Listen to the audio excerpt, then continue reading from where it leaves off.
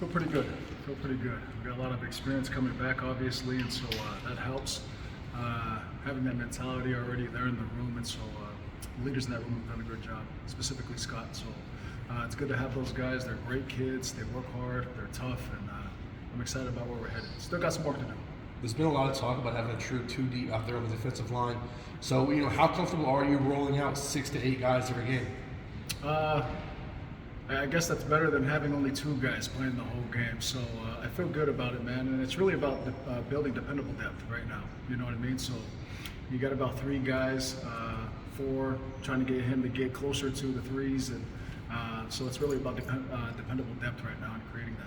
What type of camp is Scott Matlock having? And does he just inspire you, one of those players that you just get to be around and coach every day?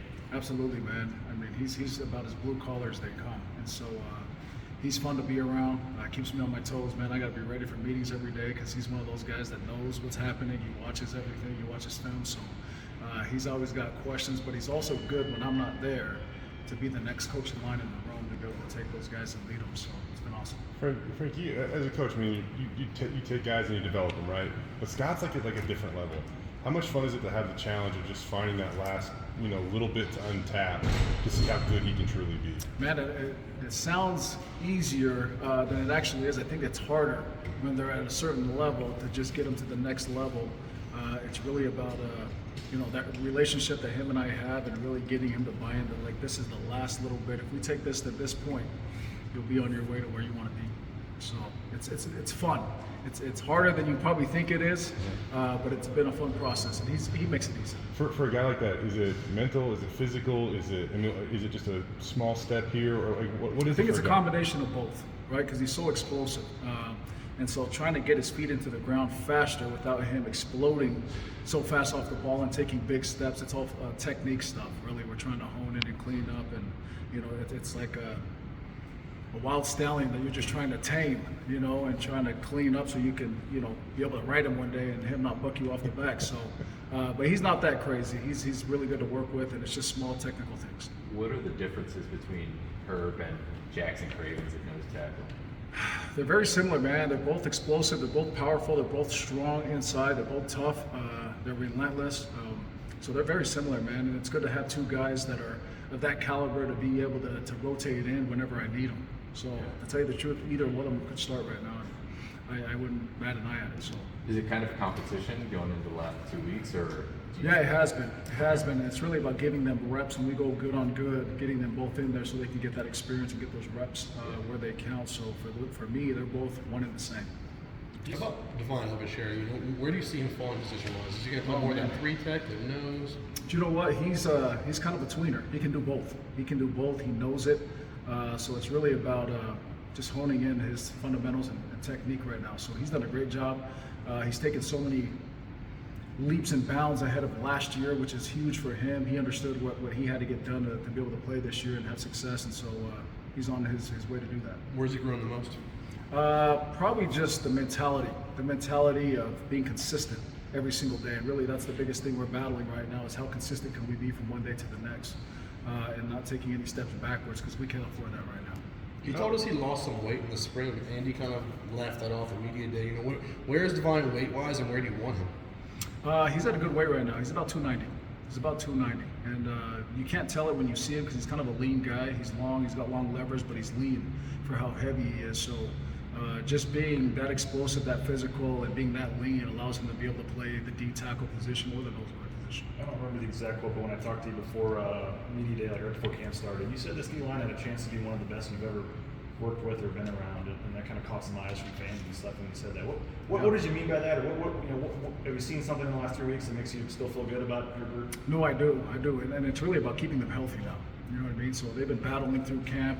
It's been great competition with our O-line. Our O-line's awesome, very physical up front, and so it's really about building that dependable depth, but keeping them healthy at the same time, getting everybody to the fight. So right now it's really about trying to get them ready for game 1, and they're on their way to do that. So.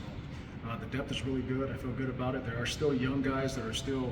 I got to bring them along. They're talented, but I got to help them learn how to use their tool sets a little bit better. There's some new defensive ends and some edge guys that have really stuck out. And you got Cortez Hogan, Devin Wright, and George Tarlis. What do those 3 guys bring to that position? How much better can they make your pass rush? Oh man, it's similar to the inside guys. So just having depth creates competition, I think, naturally, because everyone wants to start, everyone wants to play. So for us, because we have depth at those positions, it's really about finding what are their skill sets, where can we tailor that, what personnel can we get them on the field, right? Obviously we can't get everybody on the field all at once, so what personnel, what situations on the field do they best suit so they can help us win football games, and they're still competing for who's going to be the first guy in. Yep. You have some obviously a bunch of experienced guys in your group. You know, Jackson, Scott, Divine, and then you got Maile over there. How far has he come along, and how excited do you see what he can do on the football field? Ahmed's come a long ways. He's come a long ways. Obviously, he doesn't have a lot of football under his belt, having moved here to the States at an older age, and I think he only played 2 or 3 years before he got here. So football's new to him. He loves to work. He's very competitive.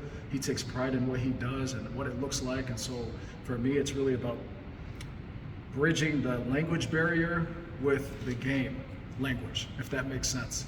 So he's still, language barrier as far as English goes, but the language as far as football goes, trying to bridge both of those together to get him where he needs to be. But he's come a long ways, and he's damn good. How do you overcome maybe some of that with him in terms of the communication?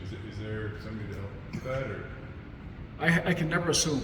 I think is the problem sometimes coaches have, is just assuming kids understand what you're saying. And so for me, having grown up in a house where my parents didn't speak English, when they got here, I kind of understand the patience it takes to be able to communicate and really, is that what he's really saying, or is he really asking something else, right? And just digging in a little bit further to make sure he fully understands what I'm asking him to do.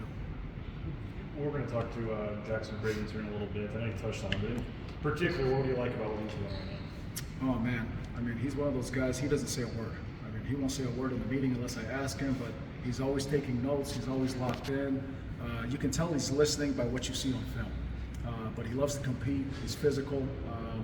It's great to have him in the room. He doesn't talk much, but his work ethic and his body of work speak for itself. You look at you guys in the D line. Last year Shane got some good hype, and Scott gets hype, and Jackson doesn't get a lot of hype. He started 11 or 12 games, and how badly do you need him to be an unsung hero at times on that defensive line for you guys to do what you need to do up front? He's a big part. He's a big part of it. If you watched film last year, talking to the teams on the other side of the ball that we played against, they were actually, they struggled with him. He's one of the guys they struggled the most blocking was him. And so for him not to come out and just talk about himself all the time, just staying humble and hungry, has been awesome to have him in the room. And so just the personalities in that room are really good to work with. Andy has said a couple times that Tarlis has been the best pass rusher in fall camp. What stands out about him as a pass rusher? I think he's just relentless. He's relentless. Like, he refuses to lose. He refuses to be blocked, and that's been part of, I think, why he leads the sacks during camp and right now. And I think that's just half the battle, is effort to the football. So he's done a great job. They're gonna love watching him play. Since the day you got here, Frank, you've talked about mentality and trying to get your guys to adopt your mentality. With a little over a week to go until the season opener, when you walk in that room, like what goes through your mind in terms of your guys' mentality? I like where we're at, but I understand there's still a lot of work we got to get done before we get there. Oregon State's a really good football team. They're really good up front. They're coached really well, and so for us to be able to compete at a high level to beat these guys, I got to continue to bring that mentality where it needs to be.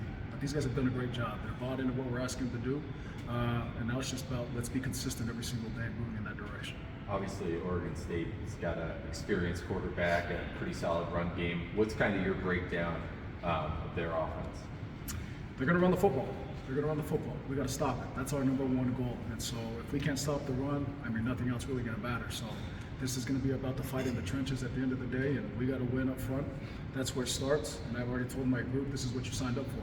So the burden's on our shoulders to be successful up front, to disrupt the run game and disrupt the quarterback when it's time. Could Sam Vidlac be a valuable resource in your game prep for Oregon State, since he knows that offense, those calls? They haven't changed any coaches on that staff. You going to use him there? It's funny that you bring up Sam's name because he came from there, but for us, it's really about, trusting what we see on film.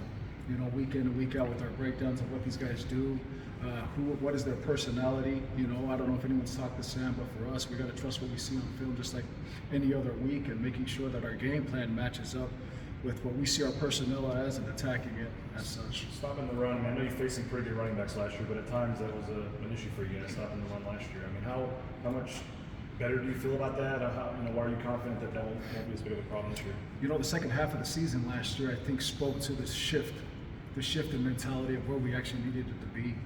Obviously, we struggled a little bit in the first half, and then just the second half, I think the kids saw, listen, if we buy into what coach is telling us to do, and we attack every day with this mentality, good things happen.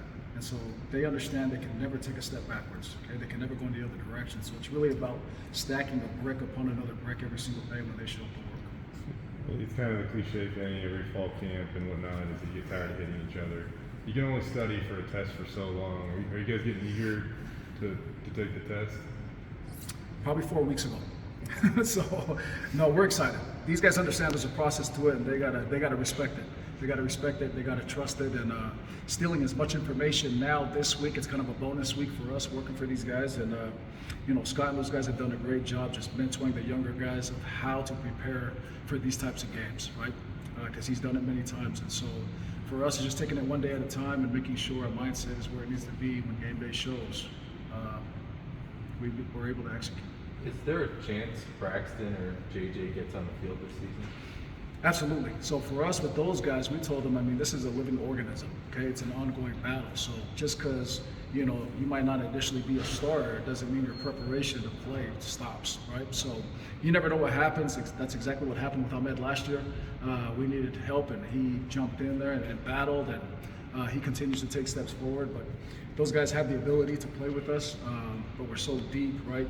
So being able to continue to develop them and prep them just in case we ever need them is an ongoing deal. You coached in Utah, and obviously, you guys have some of your big boys right in Utah, Tim Pugh and stuff. I mean, how experienced are you recruiting there, and how much are some of those guys helping you? Yeah, most of my football career as a coach has been recruiting Utah, and so I've been recruiting the whole state for myself for years now. And so it's really about relationships and people. And to me, there's football players there, and you got to comb the state to find the right ones to bring here, and they gotta meet all the requirements, the criteria. And so that's physical toughness, that's mental toughness, that's character, right? Doing the right things on and off the football field. So for us, we'll lose faster off the field than we will on the field. So it's about bringing in the right kids. This defense as a whole, I mean, how good can this defense be this year? Elite, super talented, right? And we told these guys, listen, we're talented, but talent's not going to win alone, right? So effort, execution, all those things got to be put together for us to play at a high level, the level that we can play. So we're talented, but these guys understand there's a lot of work to do, and we got to be detailed in that preparation. With Ahmad, how strong is he, especially for his age? I think before he got here, he benched 405 in high school. Okay, and so I think now it's like 430, 435. I mean, it's okay. It's like